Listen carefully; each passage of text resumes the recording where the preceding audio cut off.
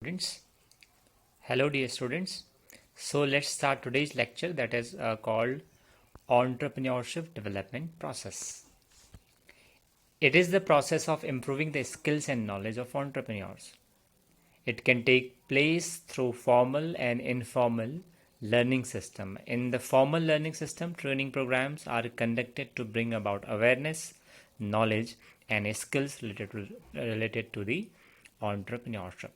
So when we talk about becoming like how to be an entrepreneur, like this is as we have discussed before, that entrepreneurship is like we are reading entrepreneurship skills, which means that this entrepreneurship does not come by birth. It comes through training, be it formal or informal. Informal training, like you must understand, like there are businessmen or business persons who did not go to any business school or I mean who did not go through any training of doing a business, but they have them in themselves.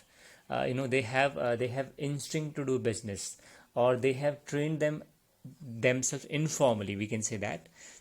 So it's not like that they have something from the birth. As you know, it is a skill, and they might have some instinct to do the business from the beginning, but they learn by doing it. So many of the entrepreneurs go through the formal training, which is important to go through the formal training. But there are also entrepreneurs who might not have gone initially for any formal training, but when they did the business, then they learned how to do it, or how to expand it, how to earn profits. So there are some steps of starting a business. The very first step is the idea. The first step to come up with a business is the idea. If you do not have an idea for starting a business, then you cannot obviously start it. Then idea should be something innovative, or a new or a fresh idea that you can bring into the business, or that you can make things possible for the society, or you can innovate something that helps the society a lot. So the first step is the idea, something you are interested in doing. For example, making dosa, a need you see in the market. For example, tasty food next to the station.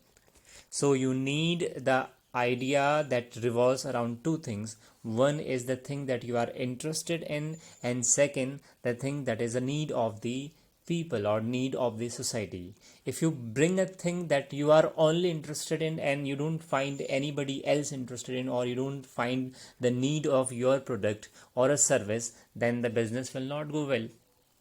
And if you do something which only interests the society but not you, the task may be very much boring, or exhausting, or not bringing the joy or interest in your life, then this will not work. It may work for society, or you might earn money, but you might not get passionate about doing the business. So ideas should revolve around two things. The first is your interest, and the second is the need of the market. Second is called getting money and material. Once you have the idea, you can start on a small scale with some money, which will help you in buying basic materials. So you need to invest money for it and the material. Then you have to find sponsors for your investors for your business. Like if you want to start with a small business and you already have the money, then also you need bank loans, to save some amount of your money for the future use. The thing is that you need money and material to start your business. Next, understanding customer needs. Once you start selling, you will find out what your customer likes and wants.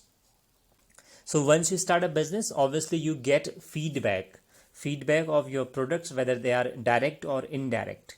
So you have to work on those feedbacks to improve your business. If they are good feedbacks, then if you get good feedbacks that your products are good and services are good, then you will you have to continue that doing that, and you have to improve, keep improving on that. If you are finding the feedbacks that customers are not liking your products or services, then you have to make changes so that your product and services can go.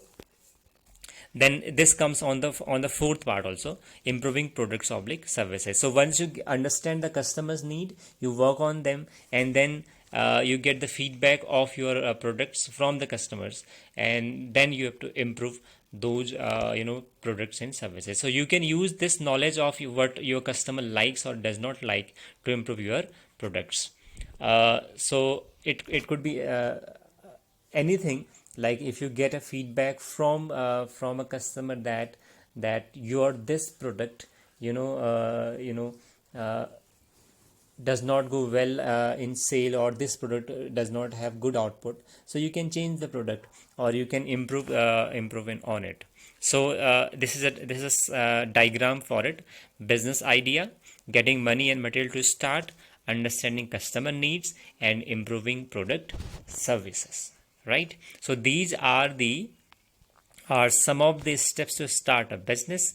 And as we already discussed, like being an entrepreneur is not that easy, and if once you go into it, then it may bring you a lot of fortune and money, and you can be independent worker, independent person for your job and for earning money, right? So this is the end of the chapter.